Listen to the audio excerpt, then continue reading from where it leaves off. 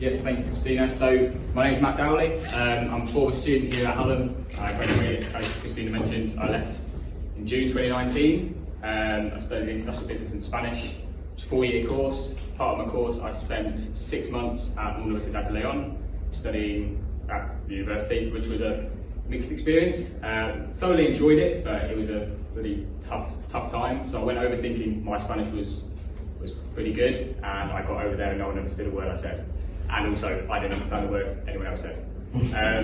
So it was a bit of a learning curve, but on the whole, it was a really great experience. And then I also spent a year in Induction Hoteles in Madrid, working as the business development admin support, which again was great. I was very fortunate. I had a really good boss who not only just wanted to make sure I had a great time, but actually develop me as a professional, and just kind of not just get the most out of me for the company, but also provide me with as much as he possibly could, so that I could come back to university, find myself a job, and progress my career as best I could. So when I came back from placement, I had absolutely no idea what I wanted to do with my career. Obviously, I'd only done business development for a year, and realistically, it was just a lot of admin-based stuff. So when people think of business development, they think of sales. That wasn't what I was doing. I was doing a lot of spreadsheets, managing a lot of day-to-day activities, minuting a lot of meetings, creating a lot of presentations, which are very transferable skills for a lot of roles. So yeah, I came back thinking I have absolutely no idea what I want to do, so I'm going to focus on my studies. And that's exactly what I did for the first semester. I thought, you know what, I'm going to try and get my Spanish grade as best it can be, because I now technically speak fluent Spanish. And then, that was all going well, and then over Christmas, that kind of went down the toilet a little bit, because I decided to work for 2 weeks over Christmas, and I spent about 50 hours a week working, and I kind of neglected my studies a little bit, to the point where I actually failed one of my exams in January, which was really disappointing, and it was really disheartening, and I thought, I've completely ruined my university degree, basically. And I kind of thought, well, this isn't going well, is it? So I actually managed to pass the module, which allowed me to drop that module, so it wasn't included in my final grade. So I kind of thought, well, okay, get my head down, let's focus, let's get the best grade I can get towards the end of my degree, and ended up getting a 2-1, which was absolutely brilliant for me. I was really chuffed, but that kind of made me neglect the job search. I'd done a little bit of looking for jobs. I'd applied for a few multinationals, but realistically I wasn't taking it too seriously, in the sense that I was quite ignorant to the fact that it's bloody hard to find a job. A lot of people don't actually consider how much rejection there's actually going to be and how much failure there's actually going to be. So I left university, I think my last exam was in May, moved back home without a job, and I was kind of like, well, what am I going to do next? So I was applying for multinationals while I was at uni. Really didn't like the way that they were hiring, so I'd spend like 2 hours doing a questionnaire or a test or something like that, just to get through to the next stage, which would be a video interview. By video interview, I don't mean there's someone on the other end of the phone. I mean you get given a question, you have 30 seconds to prepare an answer, and you record yourself, and it's the most awkward thing I've ever had to do. I sat there in my nice shirt, just like, I think I'll be great for this role, and it was awkward. I just thought, like, this is not what I want to do, and I don't want to be, I don't want someone to take, realistically, 5 hours out of my time before I even get to speak to a person. I don't think there's enough individual focus, so I started looking to apply for startups. And the International Business and Spanish degree, I thought, like, a Spanish-speaking startup would be ideal. And I actually had a verbal agreement with a company in Peterborough, which, for context, that's like 20 minutes from my hometown. And I thought, I'm on to a winner here. And then basically they went into the office, shook their hand, they all said, yeah, send the contract to you, you got the job. Didn't hear anything for a week, and I thought, well, what's going on here then? Chased them up, nothing. Chased them up again, nothing. Chased them up again, nothing. And then literally, I think it was 4 days before I was supposed to start, chased them up again, within 5 minutes, yeah, we're going with someone more experienced, just that one line, like, regards, and I was like, well, this is annoying, but you got any feedback? And no response. And I kind of, it was such a kick in the teeth. It was just before I was going to go on holiday for 2 weeks as well, which really put a dampener on my holiday, to be honest. And I kind of felt a load of resentment towards the job search. But the reason why I'm saying this is because you guys, like, you might be looking for a job, you might be looking for a placement, and you might get pushed back a lot. It's just something you've got to take on the chin. It's something you've got to kind of expect. But but stuff will come around the corner. So as I said, I was very resentful towards the job search at one point. So I kind of neglected it again. And then I came to my graduation in November, and I just remember I was in a circle with a load of my mates, and they were all saying, yeah, I'm working in marketing, speaking Spanish, I'm working at Price Check, I'm doing this Spanish speaking role. And I was there just like, I'm sticking the red peppers on the shelf of Waitrose, like, I'm living the dream. And it was kind of like kick up the bum that I really needed to get my head down and focus. So I was applying for a load of jobs here, via Milkround, Indeed, all the standard websites you'd use. Ended up getting an assessment centre, so I did a questionnaire and an interview with Cloud Statics, which is the company I work for now. Got through to an assessment centre down in London, so went down there were 8 of us, and basically it's just a load of different questions, interviews. There was a couple of activities as well. We had to build a prototype building for Cloud Statics, so it's basically just to test whether 1, we could work as a team, 2, we could be creative, and 3, to whether we could follow instructions to a team, basically. And originally I didn't get the job, and again that was kind of like, well, it's now December 2019. I graduated like 8 months ago. Like, what the hell is going on? Like, I've got 2-1 from university. Like, I've worked bloody hard. Why have I not got something? So I just carried on searching. Got a call from Cloud Statics to say we've got a job at a multinational client. Fancy coming to work for us. They're a relatively small company, and I thought I'm going to jump with a chance. Didn't have a Scooby-Doo about anything to do with IT. I think in my interview, my boss said, right, what tech experience and technology have you got? And I said, I'm good with PowerPoint and Excel, the generic response you get, and just the dumbfounded look on his face. He was just like, anything else? I was like, I've got a phone, got a laptop.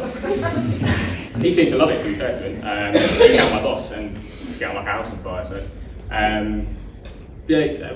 kind of just got into that, and then obviously I had no tech background, very, very skeptical about going into the role, because I knew that my role would be very tech oriented. So what I do is I'm a service desk analyst, working with a multinational client.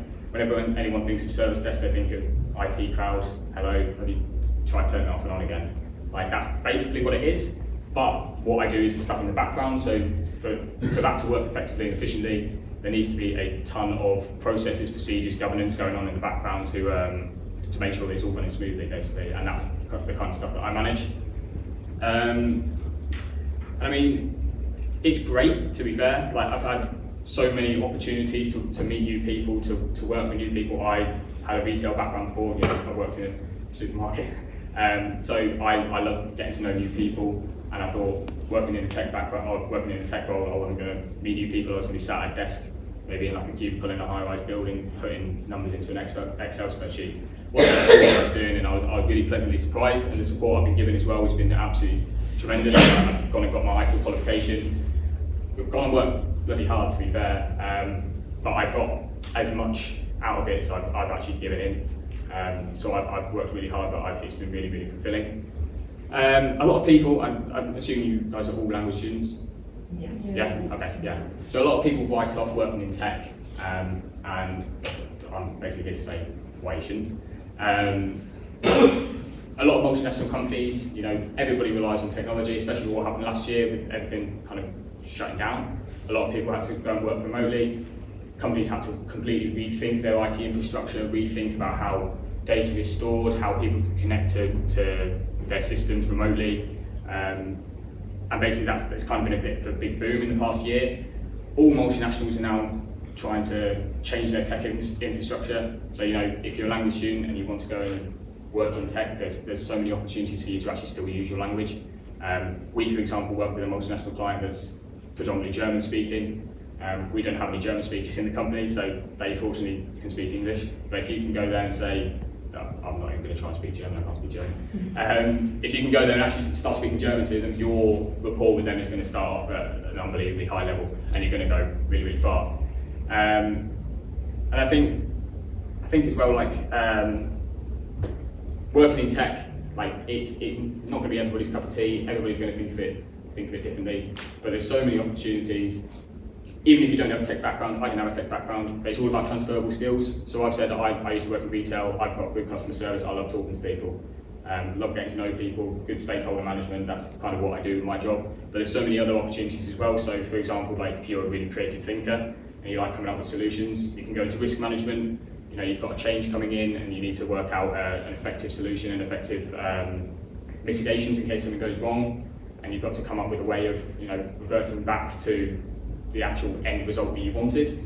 Then that's kind of an option for you. If you're very detail oriented, you've got a keen eye for detail, you can kind of go into the kind of business analytics, data analytics side, and there's so many other opportunities as well that, you know, you can get involved in, like developing, coding, even sales. Like all companies need internal people. You've got sales, marketing. My colleague Maria's here with me. She's the marketing and PR specialist. She doesn't have a tech background either, and she's still doing well as well. And I mean, I don't know how much longer I've got, like maybe 5 minutes? Like you're okay for a few more minutes. I was just going to touch briefly on what Cloud Strategies does, what opportunities there actually are. So we've actually just met with the careers team here at Hallam. And you know, we were saying that there's so many opportunities that Cloud Strategies have got. So a bit of background, our company was founded by 4 people. It's now their 3rd venture together. They've sold their previous companies to Dell and Accenture, so they know what they're doing. But what they've done, or what they've noticed in the previous ventures is, realistically, there isn't like a great amount of young talent in tech. A lot of companies outsource their talent. Yeah, it's cheaper, but it comes at a cost in the sense that the quality is not as good. So what they're trying to do is they're trying to promote growth from within and really give young people the opportunity to develop themselves in whatever way they want. So I'm quite fortunate. I've been given like qualifications, I've been given training, I've been given mentoring. I catch up with the leadership team quite regularly as well. Very genuine, down-to-earth people and want the best out of you. Granted, you're going to be providing value to their company, but they actually care about you as a person. And then also what we're dubbed as is Gen Ls, so we're basically the next generation of leaders. That's what they kind of want us to be as part of the Talent Academy. So that's kind of our like grad scheme, but it's not quite a grad scheme. So I've been here for a year and a half, hopefully be graduating out of the Talent Academy within like the next couple of months, because I've done my time in the Talent Academy. We've got like a load of initiatives that's very Talent Academy run, like very led by us. So for example, the charities committee, we've got a partnership with a charity called Centre Point, which is supporting young homeless people. We managed to raise £30,000 last year, and that was all run and led by the Talent Academy. And that's kind of like one of the key things that the company wants to do. They want to really lead, or kind of drive impetus from us, because one, they're going to get value out of it, and two, it's valuable for us. And then also, we've also got a group called Stratospire. So I know a lot of young women are kind of put off by going into tech because it's a very male-dominated industry, and I think you look at a lot of boards nowadays, like CEOs, COOs tend to be like old men, really. So a lot of young women are put off. So what we're trying to do is trying to drive a bit of change in that space. So we've got, in our Talent Academy, 65% of it's made up from women, a lot of whom don't have tech backgrounds, and we're just trying to drive, you know, there's a bit of equality and kind of bring opportunity to young women who do want to get involved in tech. I don't know if anyone here does actually want to get involved in tech, but I'm hoping from what I said, you might now be interested. But yeah, so that's what we're trying to do. We're trying to like drive a bit of change, promote growth of young talent, because I know a lot of people at Hallam, you know, you've got a lot going for you, especially if you're doing languages as well. You're very marketable, you can market yourself very, very well. I know as well that some of you guys might, are you final year, second year? There are some final years, I think. Yeah. It's both the first years, but also some second years, and many, but quite a few final years as well. Yeah. Okay. Well, I know that obviously. Sorry, you've got a question. I want to ask, like, because IT is like really good. I know it gets a lot of money, so like, does like not having IT background apart from maybe like the geometrics we did, for example? Sorry, what was that last bit? So like, how does it affect our chances of getting into IT? Like, if you don't really have like experience with IT, apart from like maybe like geometric things.